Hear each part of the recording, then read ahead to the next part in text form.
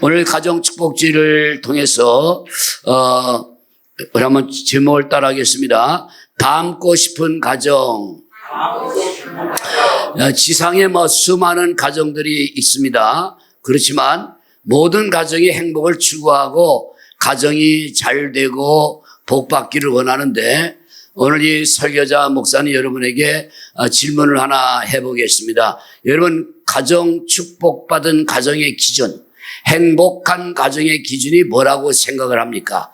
대개 행복한 가정의 기준, 축복받은 가정의 기준을 말하라면, 첫째는 돈이 많아서 물질이 풍요롭고 또 풍족한 삶을 살고 좋은 문화 혜택을 누리고 사회적인 어떤 지위에 도달해서 사회적인 어떤 신분의 성공을 거두고 한 걸음 더 나가서 자손들이 잘 되면 복을 받은 가정이다. 이건 이제 세상 사람들이 추구하는 축복받은 가정의 기준이고요. 우리 그리스도인들 신앙의 사람들은 그러한 기준이 아니에요. 세상적인 그런 기준이 아니더라도 하나님에게 인정을 받고 하나님의 주시는 축복의 기준을 받은 그런 가정이어야 할 텐데, 오늘 우리가 본문 말씀으로 돌아가서 보면 사도행전 10장 1절로 6절은 하나님의 기준에 맞는 그리스도인의 신앙인의 기준에 아주 적합하게 하나님의 복을 받은 가정이 소개되는데, 그 가정은 고넬료라고 하는 사람의 가정입니다. 오늘 이 고넬료의 가정을 들여다보면 이 사람은 사회적으로 성공한 사람이에요. 이 사람은 권력도 많았고 잘 살았고 신분도 뚜렷했습니다. 2000년 전 그 당시에 세계를 지배하던 로마의 대제국에 그 친위대의 장교로서 100명의 부하를 거느리는 그러한 권력가, 이러한 그 로마 사람, 소위 유대인들이 볼 때는 이 사람은 택함을 받지 않은 이방인입니다. 그런데 말이죠, 그때 그 로마라는 나라가 지중해 연안부터 유럽 일대를 다 장악을 하고 거의 유럽을 다 집어먹고 조그마한 중동에 있는 이스라엘 땅까지도 다 흡수해서, 우리가 이제 일본 시대를 회상하면 일본 강점기 때 식민지로 서름을 받듯이 이 유대인들은 흔적도 없이 그 나라가 로마에게 속국이 돼서 식민지 삶을 살 때예요. 그러니까 유대인들이 로마 군인 하나만 만나도 기가 죽고 로마 군인 하나를 만나도 굉장히 두려워할 때, 이 가이사라라고 하는 그 해안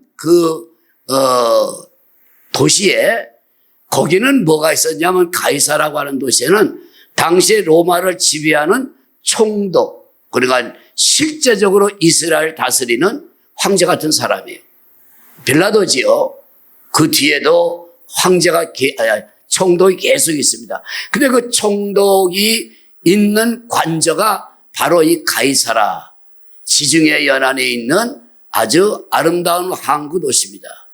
거기에 총독 관저가 있고 거기에는 친위대 경비대가 있습니다. 우리 이제 군대 갔다 온 사람은 대충 알아요. 군대 가운데 제일 그래도 쳐주는 부대가 수도방위사령부, 또 수도경비사령부, 소위 군대 말로는 수경사 그래요. 전 노태우 대통령이 수경사 사령관이죠. 이건 대단한 백이 있는 거예요. 아무나 그 부대 배치 안 돼요. 그래서 수도를 완전히 보안하고 방위하는 부대죠. 마찬가지로 그 당시에 로마 총독의 그 관저가 있는 가이사라 그 항구 도시에 수도경비사령부처럼 그 경비를 담당하는 총독을 경호하는 경비대 친위대가 있었는데 고급 부대예요. 일반 로마 군인하고는 달라요. 근데 그 고급 부대인 친위대 가운데서도 100명의 부하를 거느리는 백부장 고넬료라는 사람이 어떻게 하나님을 로마인으로 믿었는지, 당시에 로마 사람들은 예수 믿는 사람을 박해하고 기독교를 멸시하고 예수를 굉장히 폄하할 그 당시에, 아니 로마의 장교 백부장이 유대인의 그 저급한 신앙을 받아들일 것 같아요? 이 백부장쯤 로마의 장교가 되면 자기의 식민지 유대인 정도는 그냥 짐승처럼 여겨버리는 때입니다. 그런데 이 사람은 어떤 경로인지 하나님을 신실하게 믿었고 그가 기도하고 구제를 많이 하는데 한날은 천사가 등장을 해서 환상 중에 고넬료야 불렀더니 고넬료가 왜 그러십니까? 하나님이 나를 너희 집에 가라고 그랬다 하면서 천사가 하는 말이 내 기도와 구제하는 일이 하나님께 상달되었으니 하나님이 너를 기억하신 바 되었다. 오늘날로 말하면 하나님이 기억해 주시는 그런 가정이 됐다 그 말이에요. 우리는 여기에 대해서 이해가 안 되는 사람은 하나님이 기억했으면 그만이지 그럴까요? 세상 사람들은 그거를 복이라고 하지 않겠죠. 뭐 예수님이가 한 천사가 왔고 하나님이 기억한다고 하는데 뭐 그게 복이야. 그러나 성경적으로 신앙적으로 우리의 영적인 시각으로 보면 그는 이미 세상의 모든 것을 다 얻은 사람이요. 충분히 얻었어요. 백부장이라고 하는 그 군대의 장교로 권력 있죠. 사회 지위 있죠. 또 집안에 없는 것이 없지요. 다 가졌어요. 사람들이 우러러보고 존경하지요. 두려워하지요. 이 사람에게 과연 우리가 오늘의 시각으로 보면 신앙이 필요했을까요? 이런 부족함이 없는 가정에게 많은 사람이 고넬료의 가정은 복을 받은 가정이야. 없는 게 없고 잘 살고 물질 많고 권력 있고 성공한 사람이야 라고 할 때에 그 가정에 과연 신앙이 필요할까요? 무엇인가 꽉 채워진 곳에는 들어갈 것이 없어요. 음식을 먹어도 말이죠. 꽉 차면 속이 더 이상 받아들이기 어려워요. 가정에 부족함이 없이 모든 것을 꽉 채워지면 그들은 더 필요한 것이 없어요. 거기에 요즘 말로 탈종교 시대에 종교나 기독교나 교회가 필요 없다고 배불러가는 이 시대에 꽉 채워진 이 세상에 교회가 외면을 당하고 예수님이 왕따를 당하고 교회가 욕을 먹고 목사가 질타의 대상이 되어서 벌써 100만 명 이상이 가나안 교회 교회를 떠나서 자기는 그리스도인이지만 교회 생활을 접는 이러한 시대에 그 시대에 이 고넬료의 가정에 꽉 차서 권력과 부와 능력과 부족함이 그 꽉 채워진 그 가정에 어떻게 신앙이 들어가는가 연구를 해봤어요. 학자들이. 종교라고 하는 것은 부족한 사람이 문을 두드리는 것이다. 병이 들었다, 가난하다, 가정이 곤란하다, 문제가 해결이 안 되다 할 때에 세상의 모든 것을 문을 두드려 마지막 소위 구도자가 되어서 길을 간다. 구도자의 길을, 종교의 길을. 그래서 교회를 찾고 어떤 사람은 성당을 찾고 어떤 사람은 절을 찾는다. 이게 종교의 현상이에요. 찾는. 이 백부장 권력자에게 식민지의 이 장교에게 과연 신앙이 필요했을까? 그런데 오늘 본문 말씀은 이 사람의 또 다른 면을 보여주고 있습니다.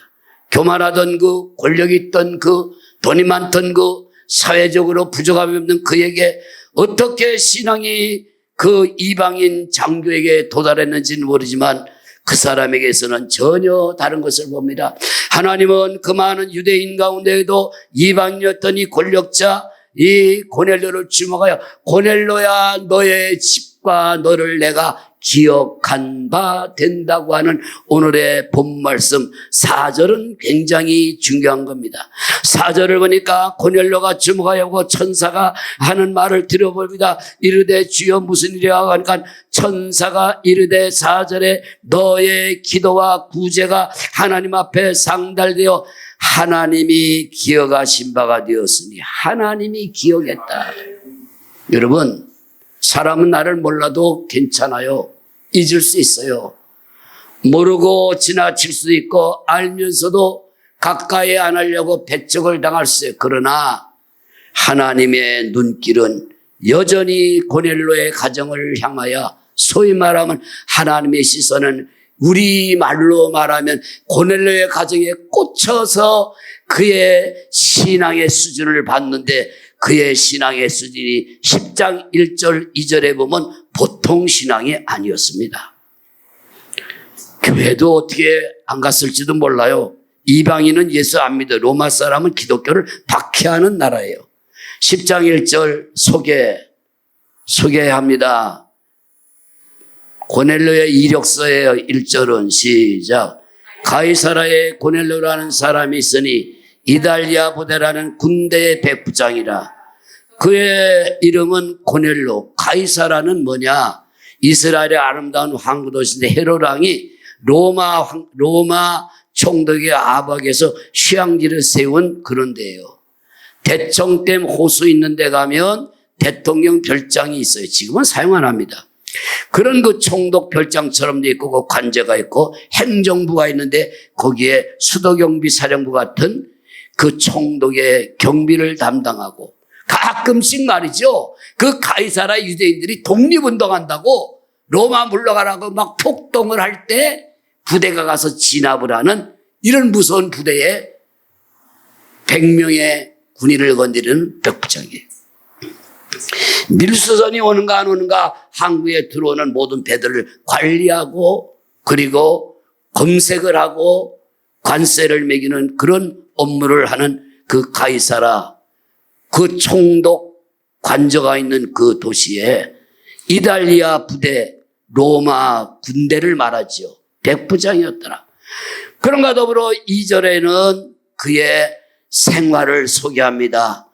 다 같이 그의 가정생활을 살펴보자. 시작. 여러분이 읽어보세요. 시작. 그가 경건하여 온 지방과 더불어 하나님을 경외하며 백성을 많이 구제하고 가끔이 아니고 시작. 하나님께 항상 기도하더니. 오늘 여러분 집에 이런 거 있습니까? 난 물어보고 싶어요. 여러분 집에 있는 거. 아이고 여보 김치 냉장고를 바꿔야 돼. 구식이야. 우리 테레비가 좀 작어. 평면 임팩트 TV 큰 걸로 바꾸자고. 세탁기도 덜컥거려 바꿔야 돼. 아이 요새는 이런 거 안 써. 이런 후진 이런 거 아니야. 에어컨 정수기를 바꿔야 돼. 얼음까지 나와. 그런 거를 많은 사람이 추구할 수밖에 없는 오늘의 시대에도 여러분과 제가 몰라서 그렇지 어쩌면 하나님이 기억하시는 가정 그 집에는 훌륭한 TV가 없어도 그 집에는 냉장고 투도화가 없어도 세탁기를 바꾸려고 몸부림치지 않아도 그들에게는 하나님이 기억해 줄 수밖에 없는 것들이 있다는 것을 우리가 넓은 생각을 가지고 헤아린다고 하면 우리는 여전히 소위 영적인 철부지처럼 더 좋은 집, 더 큰 집, 더 잘 살지 말라는 게 아니에요. 이 목사의 말은. 잘 사셔야지.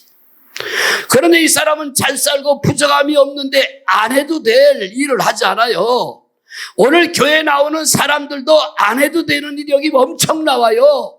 교회 직분자인데도 경건하지 않고 온 가족이 하나님을 경외하지도 않고 예수 믿은 지 오래됐어도 구제도 안 하고 내배만 알고 항상 기도가 뭐예요? 삶의 기도가 전혀 없는데 우리는 이 말씀에 대해서 정말 우리의 마음을 파는 마음으로 경건하고 엄숙함으로 이 말씀을 따따따따 글자라고만 읽어하지 말고 매우 여러분들에게 임팩트하게 좀 영적으로 충격적으로 이 말씀이 달아와서 우리 가정이 복을 받는 것은 어떤 세상 사람들이 추구하는 그 행복의 조건을 채우는 것이 아니라 하나님이 기억을 하는 그러한 우리 가족과 가정이 되어야 되겠다는 것이 하나님이 여러분에게 주시고자 하는 축복이라는 사실을 우리는 명심하고 기억하시기를 바랍니다.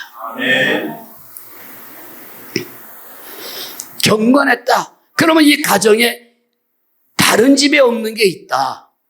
저는 그걸 소개하려고 그래요. 이 이달리아 부대의 백부장이었던 대단한 이 고넬료의 가정에 다른 집에 없는 거, 어쩌면 우리들 집에도 없는 거. 첫째, 그 집에 있는 것은 경건이 있었다. 2장 2절에 그랬잖아. 그가 뭐예요? 경건이란 말이 뭐예요?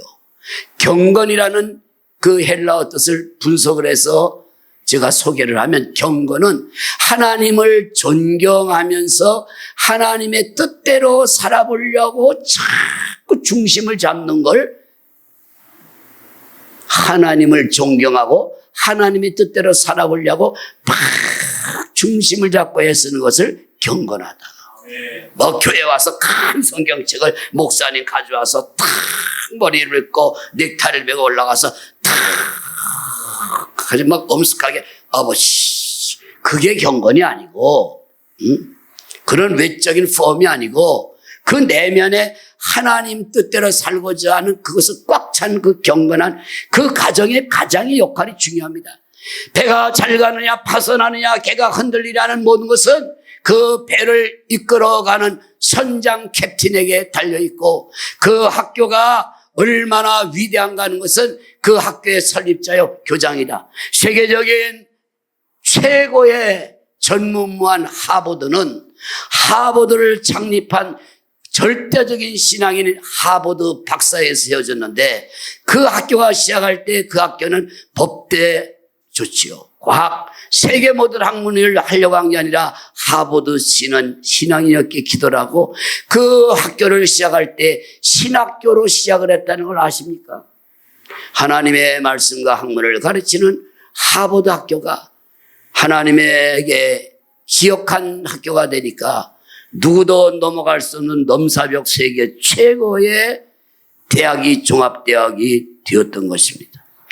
여러분과 목사인 제가 공동적으로 직분을 초월해서 추구해야 할 것은 경건한 삶을 추구해야 됩니다. 이것은 하나님의 마음에 들 수 있는 첫걸음입니다. 두 번째, 그 가정에는 보통 집에는 없는 것이 있었는데 온 집안과 더불어 하나님을 경외함이, 온 집안과라는 말은 all family, 영어로 온 식구들과 더불어 하나님을 경외함이 있었다. 경외하는 게 뭐예요? 하나님을 두려운 마음으로, 아주 두근두근 두려운 마음으로 하나님을 섬기는 걸 경외를 해요. 오늘 한국 교회는 경외가 없어졌어요. 하나님을 두려워하고 무겁게 여기기보다는 하나님을 가볍게 여기고 경시하는 이런 신앙이 교회 안에 들어와서 제멋대로 하나님을 내 밑에 깔고 부리는, 하나님을 나의 종처럼 나를 하나님이 만족시켜야 되고, 내가 어려울 때 나를 도와줘야 되고, 울 때 눈물 닦아야 되고, 돈이 없으면 돈을 줘야 되고, 하나님이 우리 종입니까? 잘못된 신앙이에요. 이거는 자유주의자들이 만든 신앙이에요. 기복주의자들의 작품이에요. 청교도적 칼빈주의 정통 개혁주의 신앙에서는 그걸 복이라고 하지 않아요. 그런 신앙이 아니에요. 오늘 아침에 제가 교회에 좀 도착할 때 시각을 돌리다가 눈에 딱 들어오는 게 스펄전 목사님의 설교집이 들어왔어요. 그는 1830년대 영국에서 태어나서 1850년대, 60년대 세계 최고의 설교의 황제, 설교의 황제였어요. 왕. The king of the preachers. 설교의 왕입니다. 아직까지 그런 설교가 못 나와요. 뭐 예수님 빼놓고는 2000년 동안 찰스 스펄전이면 그 설교집을 내놓은 걸 제가 이렇게 있는데 눈에 들어와서 예배 시간이 뭐 한 40분, 50분간 빼서 읽었더니 목사님들에게 한 설교가 거기 나옵니다. 한 테마가, 이야, 저도 목사지만 많은 걸 생각했어요. 목사들의 착각이 있다. 교회가 커지고 사람이 많이 모이고 그리고 대접을 목사님이 많이 받으면 성공한 교회. 아니다. 성공가 아니다는 거예요. 그거는. 어떤 목사는 사례비를 못 받고 어떤 목사는 교회를 개척해보면 알지만 교인이 안 모여서 고생을 하고 마음이 상하고 어떻게 하면 이 교회를 어떻게 하면 이끌어갈까 하고 마음을 쓴다는 것 자체가 이미 복을 받았다는 거예요. 근데 교인들이 막 몇천명, 몇만 명 올라오고, 막 작업이 꽉 차고, 막 연봉이 몇억 받고, 죄송합니다, 용서하세요. 큰 교회를 제가 꾸짖는 게 아니에요. 그때 벌써 지금으로부터 200년 전에 그분은 그런 설교했어요. 그거는 사람들이 부러워하는 목회지, 진짜 하나님이 사랑하는 목회자라면 고통도 받고 그걸 이겨나고 씨름을 하고 밤잠을 안 자고 몸부림치고 성경을 연구하고 기도하고 어떻게 하면 교인이 한 명이라도 그 사람들에게 말씀을 내가 양식을 먹일까. 그런데 바뀐다. 이 세상은 뒤집어지는 날이 와요. 앞에 게 뒤로 가고 뒤에 게 앞에 가고 먼저 된 자가 나중되듯이 바뀝니다. 어떻게? 끝나고 숨을 거두고 하나님 나라 탁 하지요. 가면 목사나 장로나 권사나 신분과 직분에 관계없이 모태신앙이나 며칠 안 믿은 새가족이나 주님 앞에 서서 평가가 나옵니다. 거기서 하나님이, 예수님이 너를 기억한다. 너는 내가 기억하는 목사야. 너는 내가 기억하는 장로야, 권사야. 너가 목회한 교회는 내가 기억해. 이거 받아야 되잖아요. 난 넌 모르겠네. 내가 큰 교회 목사. 글쎄 난 모르겠는데. 나는 기억이 안 난다. 우리는 이 사람에게 권력을 부러워한다든지 이 사람의 재산이나 문화혜택이나 풍요한 삶에 거기에 우리가 매료되어서 나는 저렇게 살아보나 아직도 멀었어요. 아직도 죄송합니다만 용서하세 그리스도인으로 수준 미달에 아직도 멀었어요. 그래서 철부지라고 그래. 영적인 뭐가 철부지예요? 철을 모르는 무지하다고 철부지예요. 더운 철은 시원한 옷 입어야지요. 반팔. 그런데 두꺼운 옷 입고 땀을 흘려. 정상 아니죠. 겨울에 두꺼운 옷 입어야 되는데 철을 모르고 겨울철에 반바지 입고 춥다고 떨면 그 철을 모른다고 해서 나온 말이 철부지예요. 영적인 철부지들을 보며 주님은 야, 너희들 다른 거 몰라도 가정의 달에 사도행전 10장 1절로 6절에 나오는 철부지들 전 세계의 성도들아 가이사라의 고넬료 백부장의 가정을 한번 들여다보라고 하는 것을 오늘 말씀하신 줄로 믿습니다. 영의 눈이 띄어지기를 축복합니다. 귀가 열리기를 바랍니다. 시각이 달라지기를 바랍니다. 온 가족이 다 경외했다. 그러니까 가정의 아버지가 중요해요. 선장이 운전 잘해야 돼요. 목사님이 바르게 해야 그 교회가 바르게 해요. 내가 늘 커지는 거 중요하죠. 바르게 가야 돼요. 키를 잡았잖아요. 선장이잖아요. 목사님. 대통령이 잘해야 돼요. 대한민국이라는 배를 지금 운전하고 가고 있잖아요. 그래서 이재명 대통령이 미워도 기도해 줘야 되고 하나님의 뜻대로 하도록. 아멘. 좋아도 기도해야 돼. 잘하는데 그거 아니에요. 잘해도 하나님의 마음에 안 들게 하면 하나님이 쳐버려요. 믿습니까? 경외해야 돼요.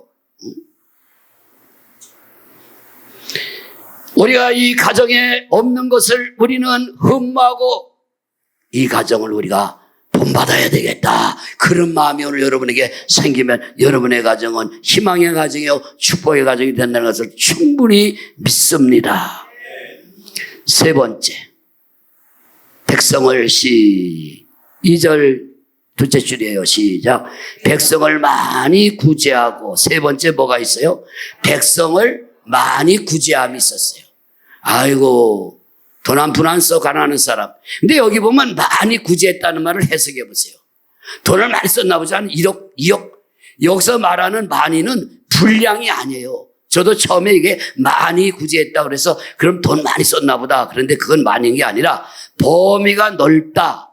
원문을 보면 이 많이라는 뜻은 우리가 구제 그러면 돈 갖다 주는 거잖아요. 이분의 많이라고 하는 그 많은 분량이 아니라 종류가 가난한 사람은 돈 주고 병든 사람은 약 갖다 주고 장애인들은 자기 마차에 그때는 마차가 승용하죠. 마차에 태워서 병원 내려다 주고 또 자기가 권력이 많으니까 억울하게 법적으로 억울함을 당하는 사람들을 데려다가 법률적으로 또 도와주고 많이 구제했다. 범위가 넓게 했다 그 말이에요. 이해가 되세요? 응? 자기가 얼마나 업무가 바빠요. 백부장 군대인데. 그리고 자기가 그 구제한 사람들은 대상이 누구야?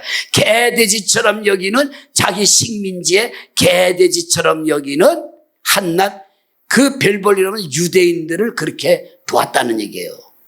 이거 보통 일 아니에요. 응? 너하고 나하고는 달라난 로마 군대 장교고 너는 우리에게 지배받는 식민지에 이게 짐승 같은 것들 가난하든 말든 배고프답니다. 양식을 갖다 줍니다. 병났답니다. 약을 갖다 줍니다.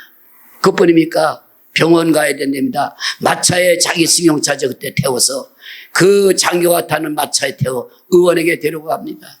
억울한 일을 당했답니다. 감옥에. 왜? 뭘 실수를 했는데 그래 예수의 사랑을 가지고 와서 빼주고 권력으로 가난한 자에게 돈을 주고 이러한 많은 구제를 하는 데서 이 사람에게 폭넓은 대인관계를 우리는 봐야 된다는 거예요. 그냥 예수만 잘 믿으면 되지. 앞집 사람이 굶어도 모르나. 뭐 요새는 굶는 사람은 없어요. 정부에서 복지를 워낙 또 잘해주기도 하지만 우리 예수 믿는 사람은 이웃에 대한 관심도 필요하다는 거예요. 나 하나님과의 관계 그것도 중요하지만 넓은 다 같이 넓은 관계. 사람이 저도 사람을 인맥 하나는 제가 뒤잖아요. 교계에서.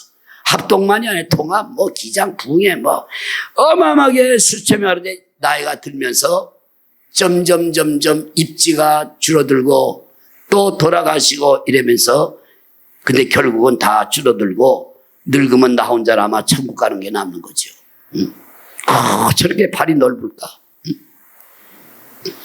이 사람은 그런데 사람이 발을 많이 사람을 새기는 것은 자기 유익을 위해서 하잖아요. 내 저 사람 새기면 뭐 부탁할 수 있어. 저 사람 새기면 뭐 우리 목사님 그래. 노회장, 총회장 가까이 하면 교회법에 걸리면 총회 노회에다가 좀 백을 써가지고 도움도 받고 저 사람 돈이 많으면 좀 사업자금도 빌리고 그래서 여러분 교회 생활하는 사람도 뭐 나는 들었어요. 어떤 교회는 거기 가면 사람이 많이 모여가 거기서 사업도 하고 거기서 장가가고 시집갈 때 청년 많아서 색식감도 없고 거기는 장로님이 사장인가 취업되고 막 그게 나쁘다는 건 아니지만 여기에 이 고넬료 씨가 정반대야. 내 것을 다 약 주고 쌀 주고 돈 주고 병원 보내고 법적으로 해결해 주고 그 바쁜 공직 생활에서 그러므로 그게 하나님에게 상달됐다. 신문에 나기 위한 구제가 아니지요. 텔레비에 홍보하기 위한 거 아니지요. 기업인들이 어느 기업의 무슨 회장님이 근본에 성탄을 맞아 2억을 개척했습니다. 그런 거 아니지요. 폭넓은 관계.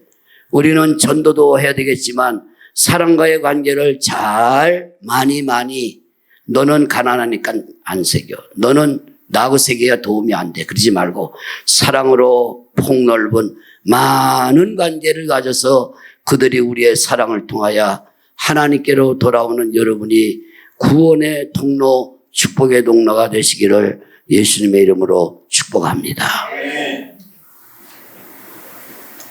세 번째. 마지막. 뭐가 있어요? 네 번째죠. 하나님께 시작. 하나님께 항상 기도하다. 항상 기도했어요. 여기서 항상이라는 말은 깊이를 말해요. 아까 많은 구제가 넓이라면 항상 기도는 깊이야예요. 영적으로. 매일 기도하는 거예요. 아마 고넬료가 지금 살았다면 지금도 기도할 거예요. 항상 기도하니. 저는 여러분에게 질문을 합니다. 여러분 가정에 냉장고도 있고 뭐 어느 정도 세탁기 정도는 뭐 있고 또 TV 정도 있고 그 외에도 더 좋은 것도 있을 수 있지만 여러분 가정에 항상 기도가 있는가? 교회에 와서 꼭 새벽기도 안 항상 언제나 기도하는 그 기도가 이 사람은 로마의 장교지만 자기네 집에 신학자들이 그걸 추적을 했더라고요. 추론했더라고요. 반추했더라고요. 자기의 가정에 온 가족이 다 하나님을 경외했다는 거 아니에요. 항상 기도했다. 항상 기도했다. 대신관계죠. 구제를 통해서 넓은 대인관계, 그리고 깊은 항상 기도를 통해서 하나님과 영적인 드러나서 깊은 기도로 깊은 영적인 대신관계, 하나님과의 깊은 대신관계의 기도로 구제를 통해서 폭넓은 구제로 많은 사람과의 일수가의 폭넓은 대인관계, 하나님과 항상 기도해야 깊은 대신관계 교제하고 이웃과 구제에서 넓어 십자가의 사랑을 이루어가는 이 위대한 모습을 우리는 가만히 그렇겠지 하지 말고 그 가정을 우리가 오늘 본문 말씀대로 다 같이 담고 싶은 가정, 그렇게 하시기를 축복합니다. 오늘도 주님께서 주신 말씀으로 내 마음 깊은 곳까지 채우시네. 사랑의 음성이 내게 들려올 때 영혼이 깨어나고 소망이 피어나네. 오늘의 말씀 속에 담긴 그 사랑, 내 삶을 감싸주는 주의 평안, 말씀 위에 서서 걸어가리라. 주님의 사랑 안에 거하리라. 때로는 어둠 속에 길을 잃을 때 주님의 말씀이 등불이 되시네.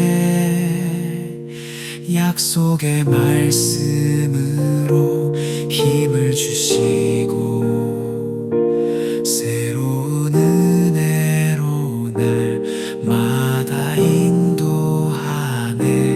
오늘의 말씀 속에 담긴 그 사랑, 내 삶을 감싸주는 주의 평안,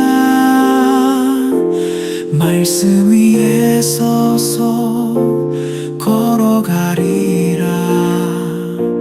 주님의 사랑 안에 거하리라. 주의 말씀은 영원하시고 주의 사랑은 변치 않으시네. 오늘도 내일도 영원토록 주님과 함께 걸어가리라. 오늘의 말씀 속에 담긴 그 사랑, 내 삶을 감싸주는 주의 평안, 말씀 위에 서서 걸어가리라. 주님의 사랑